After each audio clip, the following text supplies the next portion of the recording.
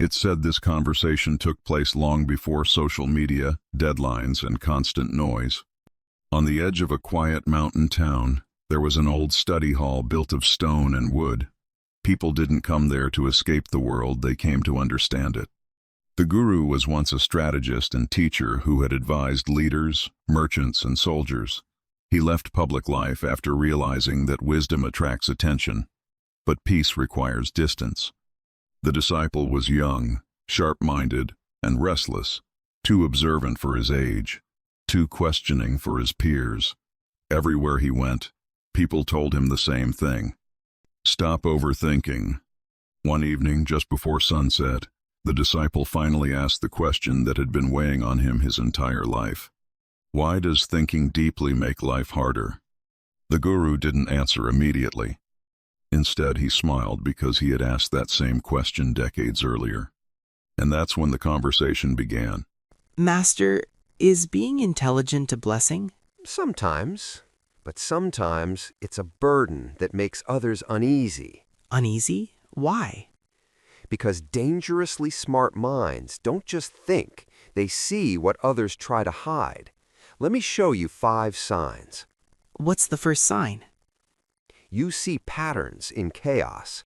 While others see random events, you see systems, motives, chains of cause and effect.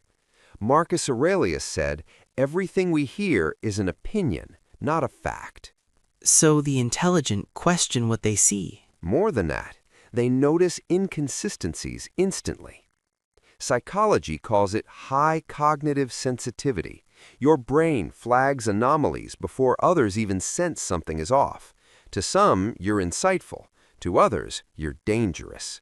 I've always asked why too much. People get annoyed. Of course they do. Epictetus said, "It's not what happens to you, but how you react."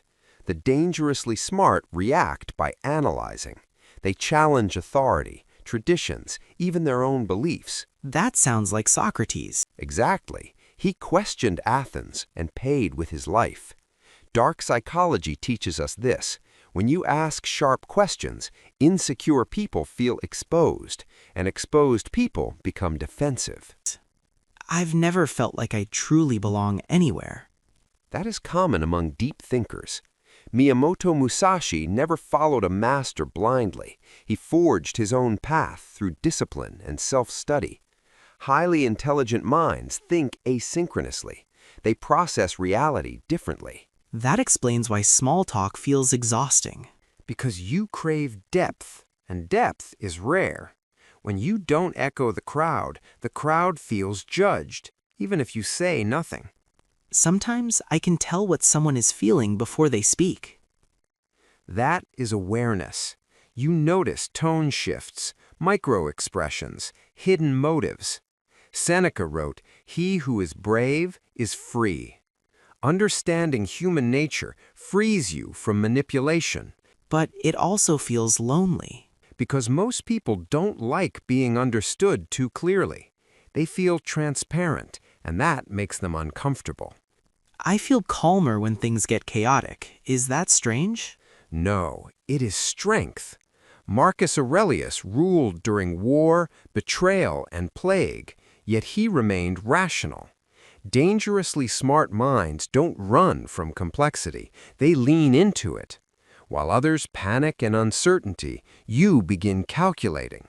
But remember, brilliance often walks beside discomfort. Master, if someone has these traits, what should they do? Do not shrink yourself to make others comfortable, but do not let intelligence turn into arrogance.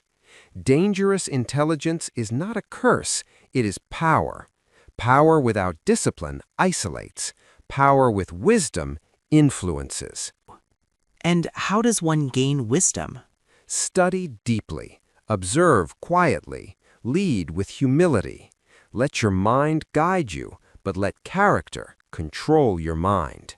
So, the moral of the story is, intelligence makes you different. Wisdom makes you respected. Master both and you become unstoppable. If you want to learn more, subscribe and turn on the bell icon so you don't miss what's coming next. If you are not following wealth narratives, You are probably never see us again. But if you do, congratulations. You are growing every single day.